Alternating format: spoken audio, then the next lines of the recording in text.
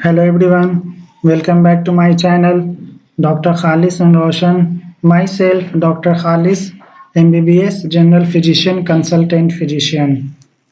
आज हम लोग डिस्कस करेंगे बहुत ही इम्पोर्टेंट एक टॉपिक के रिगार्डिंग जिसको बोलते हैं गॉट। गॉट को आमतौर से गठिया बोला जाता है। ये बहुत ही इम्पोर्टेंट टॉपिक है और आजकल के टाइम में ये देखा जा रहा है कि बहुत सारे पेशेंट में ये डिजीज हो रहा है। तो हम मेन डील करेंगे ये होता क्या है, इसके साइन सिम्टम्स क्या क्या होते हैं, इसके होने के कॉज क्या होते हैं, किसकी वजह से ये होता है और इसमें क्या क्या हमें ट्रीटमेंट देना होता है और कॉम्प्लिकेशन इसके क्या क्या होते हैं और इसमें प्रिवेंशन हमें क्या क्या लेना होता है।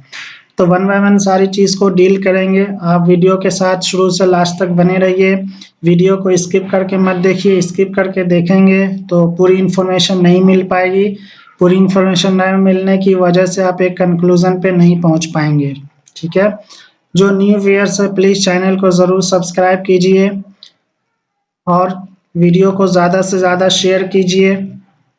चैनल को सब्सक्राइब करना इसलिए बोल रहा हूँ कि जो भी फर्दर हम वीडियो डालेंगे डिजीज से रिलेटेड, ट्रीटमेंट से रिलेटेड, वो आपको फौरन मिल जाए। ठीक है, तो आइए इसको देखते हैं, वन बाय वन चीज़ को डील करेंगे।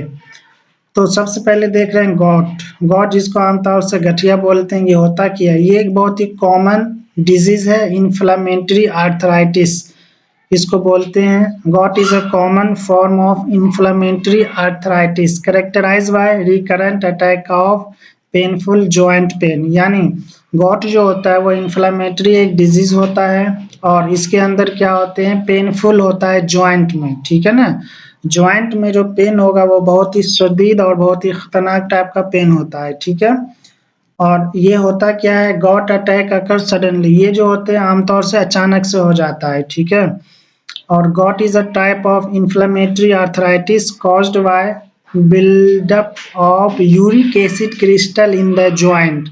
यानी मेन देखने को मिल रहा है यहाँ पे कि यूरिक एसिड जो होते हैं वो जॉइंट के अंदर क्या हो जाता है, फॉर्मेशन हो जाता है, बिल्डअप हो जाता है, जिसकी वजह से गॉट आमतौर से होता है। ठीक है, इसको हमने एक फिगर से यहाँ पे दिखाने की कोशिश की है। ये एक जॉइंट है। ठीक है, तो ये बिग टो का एक जॉइंट लिया हमने, वहां पे ये देखिए येलोइश कलर का जो ये यूरिक एसिड इसमें फॉर्मेशन हुआ और वो जाके एक क्रिस्टल बन गया, जिसकी वजह से गॉट हो जाता है और ये बहुत ही पेनफुल गॉट होता है। ठीक है, इस तरीके से आपको देखने को मिलेगा और जब आप इसको मोड़ने की कोशिश करेंगे तो मुड़ेगा नहीं, मुड़ेगा तो पेनफुल होगा, दर्द के साथ साथ ये मुड़ेगा। ठीक है, तो इस टाइप का आपको देखने को मिलेगा आमतौर से जब आप एक्सरे कराएंगे। तो उसके बाद फर्दर देखते हैं, it's characterize by sudden severe attacks of pain. यानी पेन जो होगा वो सडन होगा, अचानक से होगा और पेन कैसा रहेगा, सीवियर टाइप का रहेगा। ठीक है, और स्वेलिंग भी देखने को मिलता है, रेडनेस भी देखने को मिलेगा, जहाँ पे होगा आपको वहाँ पे रेडनेस मिलने को देखने को मिलेगा और टेंडरनेस रहेगा। ये कहाँ पे होगा, वहीं पे जहाँ पे आपको गॉट होगा, जिस जॉइंट में देखने को मिलेगा मेन ये।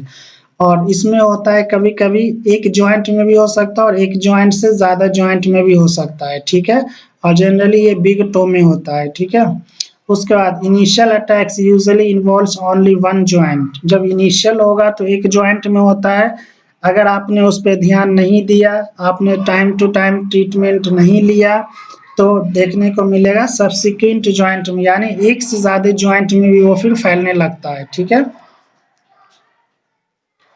तो उसे ही बोला गया है कि वन जॉइंट बट सब्सिक्वेंट में इन्वॉल्व मल्टीपल जॉइंट।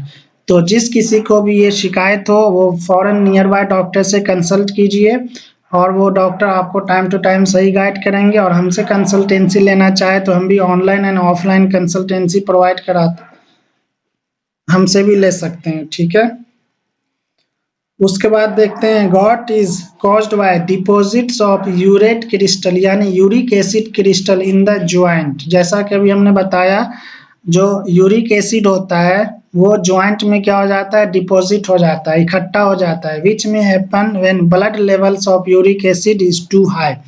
ये कब होता है, जब ब्लड लेवल, ब्लड में यूरिक एसिड का लेवल जो होता है वो हाई हो जाता है, तब ये देखने को मिलता है कि यूरिक एसिड क्रिस्टल जो होते हैं वो ज्वाइंट में जाके इकट्ठा हो जाता है, जिसकी वजह से पेन होता है, स्वेलिंग होता है, रेडनेस होता है, टेंडरनेस होता है, और वो आप उसको मोड़ने की कोशिश करेंगे तो वो जॉइंट आपको मुड़ नहीं पाएगा प्रॉपर।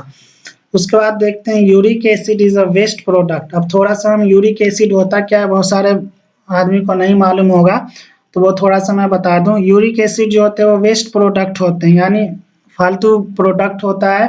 ये होता कहाँ से है, जो एक प्यूरिन्स होते हैं हमारे बॉडी में, उसके ब्रेकडाउन की वजह से ये होता है, और मेजर कंपोनेंट इसमें डीएनए एंड आरएनए होता है। ठीक है, यूरिक एसिड जो होते हैं वो वेस्ट प्रोडक्ट होते हैं, और प्यूरिन्स के ब्रेकडाउन की वजह से यूरिक एसिड बनता है, और इसके अंदर major component RNA and DNA का होता है। ठीक है, अब देखते हैं लोकेशन ऑफ गॉट। गॉट के लोकेशन की बात करते हैं, कहाँ कहाँ पे गॉट हो सकता है। ठीक है, तो इन जनरल बिग टो में होता है, लेकिन ऐसा नहीं है कि वहीं पे हो, वो किसी भी जॉइंट में हो सकता है। ठीक है, जैसे नी जॉइंट हो गया, एंकल और फुट जॉइंट हो गया, बिग टो हो गया, फिंगर हो गया, रिस्ट हो गया, एल्बो हो गया, वो कहीं पे भी किसी भी जॉइंट में हो सकता है। तो इसका कोई लिमिटेशन नहीं है कि वो आपका जो है वो एक ही जॉइंट में होगा और बिग टो में होगा, नहीं, किसी भी जॉइंट में हो सकता है। अब आइए इसके कॉज की बात करते हैं। मेन कॉज क्या होता है, तो सबसे पहले जैसा बताया हमने, यूरिक एसिड का बिल्डअप होना। ठीक है, जॉइंट के अंदर जैसे ब्लड में यूरिक एसिड लेवल जैसे बढ़ता जाएगा तो वो कहाँ पे डिपॉजिट होता जाएगा, जॉइंट में। जॉइंट में जब डिपॉजिट होगा तो कौन सी बीमारी होगी, गॉट, जिसको गठिया बोलते हैं। ठीक है, तो सबसे पहले देख रहे हैं यूरिक एसिड बिल्डअप। ठीक है, gout occurs when accumulation of uric acid in blood leading to the formation of needle like crystal in the joint. ठीक है, यूरिक एसिड के बढ़ने की वजह से ये हो जाता है। तो अब कैसे पता चलेगा कि यूरिक एसिड बढ़ा नहीं, उसके टेस्ट के बारे में हम बात करेंगे। तो आपको ब्लड टेस्ट कराना पड़ेगा, उसमें देखना पड़ेगा यूरिक एसिड का कितना लेवल है, नॉर्मल से ज़्यादा है क्या है। वो जब आप टेस्ट कराएंगे तो कई सारे टेस्ट अभी मैं डील करूंगा, वो वन बाय वन देखते हैं। तो अभी हम कॉज की बात कर रहे हैं। दूसरा होता है डाइट। कुछ ऐसे फूड्स होते हैं जो हम खाने में लेते हैं जिसकी वजह से यूरिक एसिड का लेवल जो होता है वो बढ़ जाता है। तो जैसे food in rich in purines. ठीक है, तो प्यूरिन्स एक प्यूरिन्स, जिस फूड में प्यूरिन्स का क्वांटिटी ज़्यादा होगा वो फूड जो है वो यूरिक एसिड का फॉर्मेशन करता है। ठीक है, तो जिसको गॉट की शिकायत है वो प्लीज़ प्यूरिन्स रिलेटेड जो फूड है, प्यूरिन्स कंटेनिंग जो फूड है उसको आप मत लो। जैसे रेड मीट हो गया, सी फूड हो गया, अल्कोहल हो गया, ये सारे चीज़ में क्या होते हैं, प्यूरिन्स ज़्यादा होता है, जिसकी वजह से यूरिक एसिड का फॉर्मेशन होता है। ठीक है, तो ये देख सकते हैं। उसके बाद कुछ जेनेटिक्स, जेनेटिकली भी कुछ चीज़ें आती है, जैसे फैमिली हिस्ट्री में कभी किसी को रहा हो गॉट की प्रॉब्लम तो जेनेटिकली भी आ सकती है। कुछ मेडिकल कंडीशन है जैसे ओबेसिटी, एक्सेस वेट का बढ़ जाना, तो भी गॉट हो सकता है। हाई ब्लड प्रेशर हमेशा रहना और काफ़ी टाइम से रहना, तो भी हो सकता है। डायबिटिक कोई पेशेंट है, वो भी काफ़ी टाइम से डायबिटिक है, डायबिटीज़ का मेडिसिन ले रहे हो, तो उससे भी हो सकता है। ठीक है, उसके बाद किडनी डिजीज वाले पेशेंट को भी ये अक्सर देखने को मिला है। ठीक है, इसमें क्या होता है, गॉट के रिस्क होने के चांसेस बढ़ जाते हैं। ठीक है, कुछ मेडिकेशन जैसे डायरेटिक्स वगैरह कुछ लोग लेते हैं, काफ़ी टाइम से ले रहे हो, तो उनको भी देखने को मिला है यूरिक एसिड उसको उसमें बढ़ जाता है, जिसकी वजह से गॉट होता है। और ये चीज़ देखने को मिला है कि मेन के अंदर जो होते हैं वो ज़्यादा होते हैं, 4:1 रेशियो होता है मेल एंड फीमेल का। तो मेल के अंदर जो होते हैं वो ज़्यादा चांसेस होते हैं होने के, और फीमेल के अंदर आफ्टर मेन्यूपोज। जब मेन्यूपोज हो जाएगा यानी मेंस्ट्रुअल साइकिल आपका स्टॉप हो जाएगा, तो वो देखने को मिलता है ये वुमेन के अंदर उस टाइम पे, और मेन के अंदर मिडिल एज में। ठीक है, अब आइए सिम्टम्स की हम बात करते हैं। सिम्टम्स की हम बात करते हैं, सिम्टम्स में देख रहे हैं ये फिगर से, जैसा कि मैंने ऊपर भी इमेज डाला था, अब यहाँ पे भी देख लो आप। ये जो है यूरिक एसिड यहाँ पे डिपोजिशन हो गया है बिग टो के जॉइंट में, जिसकी वजह से गॉट का फॉर्मेशन हो गया है। ठीक है, इसमें होता क्या है, सीवियर पेन होगा, स्वेलिंग होगा, रेडनेस ओवर द जॉइंट, यानी जिस जॉइंट में होगा वहाँ पे जो होगा वो कैसा रहेगा, रेडनेस टाइप का रहेगा। उसके बाद रिपीटेड अटैक हो सकता है, ऐसा नहीं कि एक बार हुआ खत्म हो गया और दोबारा नहीं होगा, तो दोबारा भी होने के चांसेस होते हैं due to excess uric acid level. Uric acid level जैसे जैसे बढ़ता जाएगा तो फिर वो और एक जॉइंट से ज़्यादा जॉइंट में वो चला जाएगा। उसका severe pain in the joint, redness in the joint, swelling in the joint, swelling हो सकता है आपको, सडन अटैक होने की वजह से होता है, और जिस जॉइंट में आपका होगा वो जॉइंट प्रॉपर आपका मूवमेंट नहीं होगा, ठीक है ना, मोशन जो होगा उस जॉइंट का प्रॉपर नहीं होगा, वो जॉइंट आपका मूवमेंट इजीली नहीं होगा, तो इसलिए बताया गया यहाँ पे लिमिटेड रेंज ऑफ मोशन, यानी जिस जॉइंट में आपको हो रहा है उस जॉइंट का मूवमेंट जो होगा वो कम हो जाएगा। रिकरेंट अटैक, यानी एक बार हो गया है तो आपको दोबारा भी हो सकता है। इन्फ्लेमेशन हो जाएगा जॉइंट का, जिस जॉइंट में होगा वो जॉइंट में कैसे क्या हो जाएगा, इन्फ्लेमेशन हो जाएगा। जॉइंट स्टिफनेस, यानी वो जॉइंट प्रॉपर मुड़ेगा नहीं, वहां पे थोड़ा सा स्टिफनेस स्टिफनेस टाइप का दिखेगा, ठीक है। और सम टाइम देखा गया है कि फीवर भी हो जाते हैं पेशेंट में, माइल्ड फीवर में develop in patient during got attack, तो सम टाइम देखने को मिला है क्या, फीवर भी हो जाते हैं, लेकिन फीवर इज मेन, फीवर जो है वो मेन सिम्टम्स नहीं है, ठीक है, फीवर भी गॉट की वजह से फीवर भी हो जाता है। उसके बाद मलाइज एंड फैटिग, थका थका आदमी फील करेगा। अब इसके स्टेजेस की बात करेंगे, stages of got progression, got जो होता है कितने स्टेज में जाके होता है, ठीक है, तो इसको हम वन बाय वन डील करेंगे। तो सबसे पहले हम देख रहे हैं स्टेजेस ऑफ गॉट प्रोग्रेशन में स्टेज वन, स्टेज वन में क्या होता है, हाई यूरिक एसिड लेवल हो जाता है, यानी स्टेज वन में क्या होता है, यूरिक एसिड का फॉर्मेशन हो जाता है, बिल्डअप हो जाता है ब्लड में, और starting to form crystal around the joint, यानी बोला गया है कि स्टेज वन जो होगा उसमें क्या होगा, यूरिक एसिड लेवल जो होगा, यूरिक एसिड जो होगा वो बिल्डअप हो जाएगा, ब्लड के अंदर बनने लगेगा, और वो यूरिक एसिड एक टाइम में जाके क्रिस्टल टाइप का बन जाएगा, ठीक है, क्रिस्टल का फॉर्मेशन करेगा जॉइंट के अराउंड, ठीक है, तो ये पहला स्टेज है। अगर फर्स्ट स्टेज में डिटेक्ट हो गया आपका तो इजीली आपका क्योर हो जाएगा, ठीक है, लेकिन बहुत सारे पेशेंट में ऐसा होता है, दर्द हो रहा है, पेन किलर ले लिया, प्रॉपर ट्रीटमेंट ना लिया, पेन किलर ले लिया, जिसकी वजह से यूरिक एसिड का लेवल जो होता है कम नहीं हो पाता है, फर्दर वो एक जॉइंट से कई सारे जॉइंट में वो जाने लगते हैं। अब आता है स्टेज टू, जिसको हम एक्यूट गॉट बोलते हैं, symptoms start to occur causing a painful gout attack, ठीक है, यानी स्टेज टू में देखने को ये मिलेगा आपको कुछ सिम्टम, जैसा कि अभी हमने ऊपर जस्ट बताया सिम्टम्स, वो कुछ सिम्टम्स दिखेंगे और पेनफुल होगा, ठीक है, गॉट अटैक वहां पे क्या रहेगा, पेनफुल गॉट अटैक आएगा वहां पे, ठीक है, यानी बहुत शदीद पेन होगा। उसके बाद आते हैं स्टेज थ्री, स्टेज थ्री को बोलते हैं इंटर क्रिटिकल गॉट, ठीक है, इंटर क्रिटिकल गॉट बोलते हैं थर्ड स्टेज। अब आते हैं स्टेज फोर, स्टेज फोर में क्या होता है, क्रोनिक गॉट जिसको बोलते हैं, क्रोनिक मतलब होता है कि वो आपको काफी टाइम से वो चीजें चल रही हो आपके बॉडी में है, लेकिन आपको पता चला काफी टाइम के बाद, तो उसको हम क्या बोलते हैं, क्रोनिक गॉट बोलते हैं, यानी आपके बॉडी के अंदर यूरिक एसिड का जो लेवल है वो धीरे धीरे धीरे धीरे धीरे धीरे बढ़ता चला गया, लेकिन आपको बहुत टाइम के बाद पता चला, तो यहाँ पे वही लिखा हुआ है, gout pain is frequent and tophi form in the joint, ठीक है, गॉट का जो पेन होगा वो बहुत फ्रीक्वेंटली होगा, बार बार होगा, जल्दी जल्दी होगा, और टॉफी, टॉफी हम उसको बोलते हैं जब यूरिक एसिड जो होते हैं वो स्किन के अंदर डिपोजिशन होने लगता है, यानी यूरिक एसिड क्रिस्टल जो होते हैं वो स्किन के अंदर डिपोजिशन होने लगता है, उसको हम टॉफी बोलते हैं। टॉफी के बारे में भी हम और डिटेल में अभी डील करेंगे, ठीक है। उसके बाद ये तो सारा सिम्टम्स हो गया स्टेजेस का। अब उसके बाद देखते हैं डायग्नोसिस, हम बात कर रहे हैं डायग्नोसिस के बारे में, ठीक है।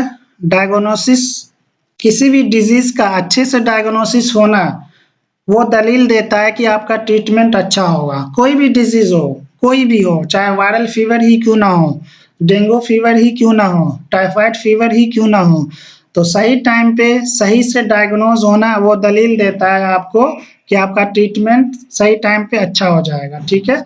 तो सारा चीज डिपेंड करता है डायग्नोसिस के ऊपर, तो डायग्नोसिस करना एक डॉक्टर के लिए डिफिकल्ट होता है, लेकिन जो एक्सपीरियंस डॉक्टर होते हैं वही सही से डायग्नोस कर पाते हैं, ठीक है ना। तो ये सारा डिपेंड करता है डॉक्टर के नॉलेज एंड प्रीवियस एक्सपीरियंस के बेसिस पे, और उसके साथ साथ जो पेशेंट आते हैं उसके हिस्ट्री के बेसिस पे भी डायग्नोसिस में हेल्प मिलता है। अगर आप हिस्ट्री सही से दोगे, मान लो आपको गॉट हुआ, आप गए पेशेंट के पास, लेकिन आपको मालूम नहीं है कि आपको गॉट हुआ क्या हुआ, आपने बोला जॉइंट में पेन हो रहा है और जॉइंट में मूवमेंट नहीं हो रहा है, जॉइंट सही से हम मतलब जो भी एरिया में हो रहा है जिस जॉइंट वो सही से मुड़ नहीं रहा है, वो उसका मूवमेंट लिमिटेड है। तो हिस्ट्री आपको डिटेल में देना है और डायग्नोस उसके बाद डॉक्टर बनाते हैं, ठीक है। तो आइए हिस्ट्री। मेल का एज 40 ईयर्स ओल्ड होना चाहिए, उसमें देखने को मिला। अब ऐसा नहीं है कि जिसके 40 साल पूरे हो गए उन्हीं को होगा, समटाइम्स यंग पर्सन में भी हो जाते हैं, समटाइम्स 40 प्लस में भी होते हैं, 50 प्लस में भी होते हैं, ठीक है ना। तो देखने को ये मिला है कि एज भी फैक्टर रखता है, और ऐसा नहीं है कि 40 साल के होंगे तभी होगा, उसके पहले भी हो सकता है, उसके बाद भी हो सकता है, ठीक है। उसके बाद मीट, जो रेड मीट खाने वाले होते हैं उनको अक्सर देखने को मिला है, जो बियर वगैरह लेने वाले होते हैं उनको देखने को मिला है। सी फूड हो गया, कुछ ड्रग्स हो गए, जैसे हमने बताया डायलिटिक्स वगैरह काफ़ी लंबे टाइम से ले रहे हो तो उनको भी देखने को मिला है। ट्रॉमा हो गया, सर्जरी, कभी-कभी ऐसा होता है किसी जॉइंट का सर्जरी हुआ, फिर होने के बाद जो है कुछ मेडिसिन लिया जिसकी वजह से आपका यूरिक एसिड जो है वो बढ़ता चला गया ब्लड में, और बढ़ने के बाद यूरिक एसिड क्या बना दिया, एक क्रिस्टल बना दिया। क्रिस्टल बना के वो जॉइंट में डिपॉजिट हो गया जिसकी वजह से आपको गॉट हो सकता है ना। फ्रैक्चर के केस में भी देखने को मिला है, ठीक है। उसके बाद आता है फिजिकल एग्जामिनेशन करेंगे, जब डॉक्टर के पास जाएंगे तो वो फिजिकल एग्जामिनेशन करेंगे। वो कैसे करेंगे, जिस जॉइंट पे आप बोलोगे कि इस जॉइंट हमारा ये मुड़ नहीं रहा है या इसमें पेन हो रहा है, ठीक है, तो वो उस जॉइंट के एरिया को देखेंगे कि क्या है वहाँ पे वार्म नहीं है। वार्म से मुराद ये होता है कि जब जिस जॉइंट पे आपका पेन हो रहा है वहाँ पे वो फिंगर रख के देखेंगे कि वहाँ पे थोड़ा-थोड़ा गर्म टाइप का महसूस हो रहा है, नहीं हो रहा है, और रेडनेस है वहाँ पे या नहीं है, टेंडर है, स्वेलन है जॉइंट में, तो ये सारा चीज़ फिजिकल एग्जामिनेशन से पता चलता है। उसके बाद लिम्स के अंदर देखेंगे, जॉइंट एस्पिरेशन कराएँगे, ठीक है ना। जॉइंट एस्पिरेशन कराएँगे, उसमें आर्थेरोसेंटेसिस जो होते हैं वो फ्लूइड होता है जो कि जॉइंट फ्लूइड में एनालिसिस में हेल्प करता है, ठीक है ना। उसके बाद हम देखेंगे जॉइंट फ्लूइड एनालिसिस कराएंगे, जैसे दो जॉइंट के बीच में एक फ्लूइड होता है जिसको साइनोवियल फ्लूइड बोलते हैं, इसका एनालिसिस करके वो देखेंगे। कुछ ब्लड टेस्ट होते हैं, है ना, ब्लड टेस्ट करेंगे, उसमें ब्लड के अंदर देखेंगे यूरिक एसिड का लेवल, है ना। फिर यूरिन टेस्ट होता है, यूरिन के अंदर भी यूरिक एसिड का लेवल देखेंगे। और एक्सरे हो गया, जिस पार्ट का आप बताओगे उस पार्ट में एक्सरे कराएंगे। सीटी स्कैन भी होता है, यूएसजी भी होता है वहाँ का, करा के वो बेसिकली क्या देखेंगे, यूरेट क्रिस्टल को फाइंड आउट करेंगे कि उस जॉइंट पे जो आप बता रहे हो पेन हो रहा है, स्वेलिंग हो रहा है, रेडनेस हो रहा है, मूवमेंट नहीं हो रहा है, तो वहाँ का एक्सरे, यूएसजी और सीटी स्कैन भी समटाइम्स होते हैं, तो वो करा के मेनली वो क्या देखेंगे, यूरेट क्रिस्टल यानी यूरिक एसिड क्रिस्टल का वो देखेंगे कि वहाँ पे बना या नहीं बना है, ठीक है। उसका साइटोलॉजी, स्टडी ऑफ सेल करेंगे। तो ये सारे क्या थे, डायग्नोसिस करने के तरीके थे, ये सारा इन्वेस्टिगेशन में आता है। ये सारा चीज़ करा के आपको देखना पड़ेगा, देखेंगे वो, उसके बाद आपको बताएंगे कि क्या चीज़ हुआ है, ठीक है। अब उसके बाद आते हैं मेन चीज़ पे। ये तो सारा चीज़ क्या था, एक्सेसरीज नॉलेज था, ठीक है, कि गॉट क्या होता है, उसके कॉज क्या होते हैं, स्टेजेस कितने स्टेज में होते हैं, स्टेजेस क्या-क्या होते हैं, उसके बाद साइन सिम्टम्स क्या हो गए, डायग्नोसिस इन्वेस्टिगेशन क्या हो गया, ये सारा चीज़ हो गया। मेन आता है इस पे ट्रीटमेंट पे, ठीक है। डायग्नोसिस कर लिया आपका, अब आपका डायग्नोसिस करने के बाद अब आपको ट्रीटमेंट की बात करेंगे, ट्रीटमेंट में हम क्या-क्या देते हैं, ठीक है ना। तो आइए देखते हैं। सबसे पहले अगर आपको क्या बोलते हैं, फीवर है, ये सारा सिम्पटम जो मैंने अभी ऊपर बताया उसके साथ-साथ फीवर है, तो वो इनिशियल से लेके चलते हैं। फीवर का हमें देना पड़ेगा मेडिसिन, ठीक है, जैसे टैबलेट आता है आपको, पीसीएम हो गया 500 एमजी का, है ना, पैरासिटामोल, या डोलो के नेम से आता है 650 एमजी के होते हैं। अगर फीवर हाई ग्रेड होगा तो वो आपको देंगे, ठीक है। लेकिन मेन ट्रीटमेंट फीवर नहीं है, ये ध्यान रखना। फीवर जो है वो साइड का ट्रीटमेंट है, अभी मेन जो है वो गॉट की ट्रीटमेंट पे अब आएंगे वन बाय वन। तो गॉट में क्या होता है, हमें सब जानते हैं, पेन होता है शदीद वाला, ठीक है। तो पेन को रिड्यूस और इन्फ्लेमेशन को रिड्यूस करने के लिए non steroidal anti inflammatory drug देते हैं, जिसको एनसाइड्स बोलते हैं, जिसमें आ गया आइबुप्रोफेन हो गया, या एसिलोफिनैक आता है, या डिक्लोफिनैक आता है, ठीक है, या नेप्रोक्सेन सोडियम के नेम से आता है, ठीक है। ये सब कंपोजिशन है, ये किसी भी ब्रांड का आप ले सकते हो, ठीक है। तो ये क्या है, जैसे आइबुप्रोफेन हो गया, एसिक्लोफेनाक, डिक्लोफेनाक, नेप्रोक्सेन, सोडियम, ये सब क्या पेन किलर है। वो क्या करेगा, पेन को रिड्यूस करेगा, इन्फ्लेमेशन को रिड्यूस करेगा, ठीक है ना। तो इसमें मेनली हम इसका डोज बता दूं, 1 टैबलेट ओडी लेना होता है, ठीक है। कुछ केसेस में 1 टैबलेट बीडी भी देते हैं। ओडी मतलब एक टाइम लेना होता है 24 आवर में, बीडी मीन्स 2 टाइम लेना होता है, एक मॉर्निंग एंड एक इवनिंग। तो वो डॉक्टर आपको मेन बताएंगे कितने लेने हैं, कब लेने हैं, ठीक है। आप नियर बाय डॉक्टर से आप कंसल्ट करोगे तो वो बता देंगे। अगर हमसे कंसल्टेंसी लेना चाहे तो आप हमसे भी कंसल्टेंसी ले सकते हो, ऑनलाइन एंड ऑफलाइन, ठीक है। तो ये हो गया आपका, ये सब क्या था, पेन किलर था। फीवर का मैंने बता दिया, पेन किलर का बताया। उसके बाद आता है कोल्चिसिन। कोल्चिसिन टैबलेट आते हैं जो कि 0.5 mg का होता है, ठीक है। कोल्चिसिन टैबलेट को कॉमनली हम यूज करते हैं रिलीफ पेन एंड इन्फ्लेमेशन, ठीक है। तो ये भी हम देते हैं रिलीफ पेन और इन्फ्लेमेशन को रिलीफ करने के लिए, ठीक है। अब आप बोलेंगे इसमें कौन सा देना है, ठीक है। तो आइदर ऊपर वाला दे दिया या ये वाला दे दिया, ठीक है ना। तो मार्केट में ये इस नेम से आता है, हमने इमेज यहाँ पे डाला है। 1 टैबलेट ओडी लेना होता है, ठीक है। उसके बाद इससे नहीं होता है तो कॉर्टिकोस्टेरॉइड देते हैं इंजेक्शन। अच्छा, एक चीज मैं और बता दूं, ये जो है इनसेट्स है, इसके इंजेक्शन भी आते हैं, टैबलेट के फॉर्म में भी आते हैं। तो नॉर्मल होता है तो हम टैबलेट दे देते हैं। अगर सीवियर केसेस हैं, टैबलेट लेने के बाद भी पेन हमारा नहीं जा रहा है तो इंजेक्शन देते हैं। और कोई भी इंजेक्टेबल ड्रग आप अपने से मत लो, डॉक्टर के सुपरविजन में लीजिए। वो ज़्यादा टाइम टू टाइम अच्छे से वो गाइड करेंगे, ठीक है। वो ज़्यादा बेटर होगा आपके लिए। उसके बाद आते हैं कोर्टिकोस्टेरॉइड, ठीक है। कोर्टिकोस्टेरॉइड में ये इंजेक्शन के फॉर्म में आते हैं। जो अफेक्टेड जॉइंट है वो उसमें, ठीक है, पेन को रिड्यूस करेगा, इन्फ्लेमेशन को रिड्यूस करेगा, ठीक है। उसके बाद एक आता है ये टैबलेट एलोपुरिनोल। ये बहुत ही कॉमनली यूज टैबलेट है, ठीक है ना। मोस्ट ऑफ द केसेस में डॉक्टर जो है वो एलोपुरिनोल देते हैं, ठीक है। ये क्या करता है, यूरिक एसिड लेवल को कम करता है। अभी जो हमने ऊपर बताया, अच्छा आप ये मत समझो कोई एक टैबलेट लेंगे, ठीक है। एनसाइड लो, आपको कम, आप जो है यहाँ पे एनसाइड लीजिए, वो पेन को कम करेगा, या कोल्चिसिन लीजिए, ये पेन को कम करेगा, ठीक है। उसके साथ साथ जो आपके बॉडी में यूरिक एसिड लेवल बढ़ गया है उसको कम करने के लिए आपको एक टैबलेट लेना पड़ेगा।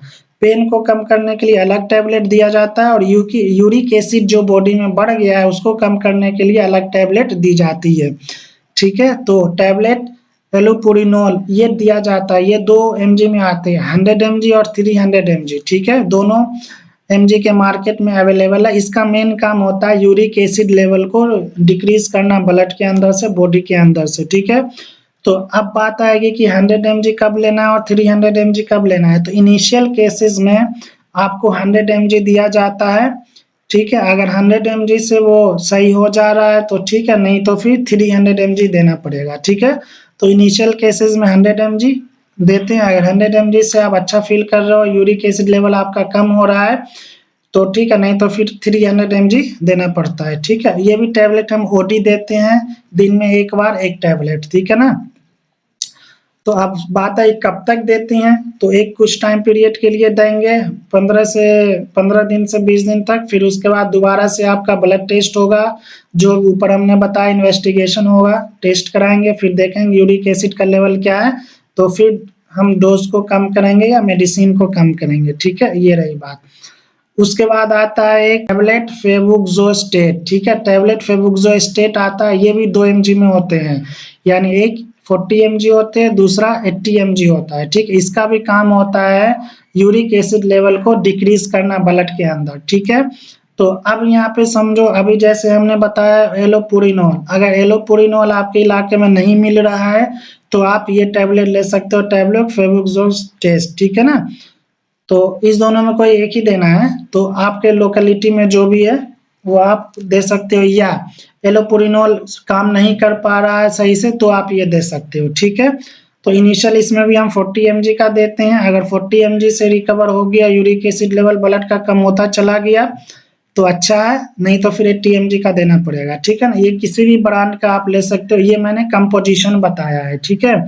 कोई भी ब्रांड से आप नियर बाय ले सकते हैं, और बेटर होगा आप नियर बाय डॉक्टर से कंसल्ट कर लीजिए, वो अच्छे से गाइड करेंगे। ये भी हम 1 टैबलेट ओडी देते हैं, यानी 1 टैबलेट दिन में 1 बार देते हैं, ठीक है। उसके बाद आता है टैबलेट प्रोबेनेसिड, जो कि 500 mg का होता है। ये मेनली हम क्रोनिक गॉट, यानी काफ़ी दिन से आपके गॉट है, काफ़ी समय से, काफ़ी टाइम से, तो उसमें हम मेनली ये देते हैं, ठीक है। टैबलेट प्रोबेनेसिड जो कि 500 mg का आता है, ठीक है। ये भी किसी भी ब्रांड के नाम से मिल जाएगा, आप ले सकते हैं, और ये कंपोजिशन है। तो ये भी 1 टैबलेट हम बीडी देते हैं, यानी एक सुबह एक शाम देंगे, ठीक है ना। एक मॉर्निंग देंगे, एक इवनिंग देंगे। उसके बाद हम उसके बाद अब मैं एक समराइज फॉर्म में मैं बता दूं, तो सबसे पहले फीवर होगा, तो फीवर में हम क्या देंगे, फीवर में हम दे देंगे प्लेन पैरासीटामोल 500 mg का, अगर उससे फीवर रिड्यूस होगा, ठीक है, नहीं तो डोलो देंगे, एक दवाई हो गया। दूसरा दवाई पेन को रिड्यूस करने के लिए कोई भी हम एक टैबलेट दे देंगे, जैसे एसिलोफिनाक हो गया, आइबुप्रोफेन हो गया, डिक्लोफिनाक हो गया, नेप्रोक्सेन सोडियम हो गया, ठीक है, कोई एक दे देंगे इसमें से पेन को कम करने के लिए, तो 2 दवाई हो गया। तीसरा हम क्या देंगे टैबलेट एलोपुरिनोल यूरिक एसिड को कम करने के लिए देंगे, ठीक है। तो ये मेन 3 दवाई हो गया। एक मल्टीविटामिन भी लोग दे देते हैं कि अगर किसी विटामिन में बॉडी में अगर विटामिन की कमी है तो वो फुलफिल हो जाए, ठीक है। और एक अगर गैस की प्रॉब्लम हो रही है तो एक गैस की दवा दे देंगे। तो मिनिमम जो है आपको 3 to 5 मेडिसिन आपको देना पड़ेगा, वो आपको इस तरीके से एक प्रिस्क्रिप्शन फॉर्म में बनाना पड़ेगा। तो वो ये 3 to 5 मिनिमम 3 to 5 दवाई आपको देना पड़ेगा, ठीक है ना। उसके बाद आगे देखते हैं। अब ये है उन बच्चों के लिए जो मेडिकल फील्ड से हैं, ऊपर तो था इन जनरल फॉर्म में, जो मेडिकोज है उनके लिए भी, जो नॉन मेडिकोज है उनके लिए भी, ठीक है। अब यहाँ पे थोड़ा ये क्लासिफिकेशन में डाल दिया हूँ ड्रग्स फॉर गॉट, ठीक है ना, जो मेडिकोज है उनके हेल्प के लिए। तो एक्यूट गॉट में इंसर्ट देंगे, जैसा हमने बताया, कोल्चिसिन दे देंगे या ग्लूकोकॉर्टिकोइड दे देंगे, ये 3 होते हैं। क्रोनिक गॉट जिसको हाइपरयूरेसिमिया बोलते हैं, इसमें 2 आता है, यूरिक और सूरिक, जिसमें प्रोबेनेसिड हो गया, जैसे ऊपर अभी हमने बताया प्रोबेनोसिड का 500 mg आता है, जो क्रोनिक गॉट होते हैं उसको देते हैं, ठीक है ना। उसके बाद सल्फीना पैराजोन भी दे सकते हैं, कोई एक ही देना इन दोनों में। उसके बाद यूरिक एसिड के सिंथेसिस को इनहिबिट करने के लिए एक देते हैं, तो एलोपुरिनोल देते हैं मेनली, अगर ये वर्क सही से नहीं कर पाता है या उस इलाके में जिस इलाके में आप रह रहे हो वहाँ नहीं मिलता है, तो हम ये देते हैं फेबुजोस्टेट देते हैं, ठीक है। तो ये चीज़ें रही, ये उनके लिए जो मेडिकोज है मेनली उन बच्चों के लिए। अब आइए फिर देखते हैं ड्रग्स ऑफ गॉड यूज करते हैं, तो ये सारा चीज आप यहाँ चार्ट दे सकते हो। उसके बाद ये मेडिसिन देने के साथ साथ आपको कुछ अदर ट्रीटमेंट भी आपको देना पड़ेगा। मेडिसिन देखिए अदर ट्रीटमेंट होता है, उसके बाद जिसको होम रेमिडीज बोलते हैं, जिसको घरेलू इलाज बोलते हैं, वो आपको करना पड़ेगा, दोनों मिलकर 100% ट्रीटमेंट होगा, ठीक है। तो डॉक्टर जो मेडिसिन लिख देंगे और वो जैसे बताएंगे आपको, उस चीज़ को फिर आपको घर पे करना है। जिस जॉइंट में आपको दिक्कत हो रही है उस जॉइंट को थोड़ा एलिवेटेड रखना है, यानी थोड़ा उठा के रखना है और उसको रेस्ट देना है, ठीक है। और आइस थेरेपी समटाइम्स देने की ज़रूरत पड़ती है, तो आइस थेरेपी देना पड़ेगा। अगर आप अल्कोहल ले रहे हो या ज़्यादा शुगर खा रहे हो या हाई प्यूरिन फूड ले रहे हो तो उसको अवॉइड करना है, ठीक है। ट्रीटमेंट के साथ साथ ये सारी चीज़ को आपको करना पड़ेगा, तब जाके आपका 100% ट्रीटमेंट हो पाएगा। लाइफ स्टाइल चेंजेस करने, लाइफ स्टाइल चेंजेस से मुराद है आपको टाइम से सोना है, टाइम से उठना है, अपने डाइट को मेंटेन करना है, हाई प्यूरिन फूड नहीं लेना है, कुछ एक्सरसाइज करने हैं, ठीक है, वो करने हैं। डाइटरी मॉडिफिकेशन भी आपको बहुत ज़रूरी है। डाइटरी मॉडिफिकेशन में यही आ गया, सी फूड नहीं लेना है, आपका जो हाई प्यूरिन्स कंटेंट फूड है वो नहीं लेना है।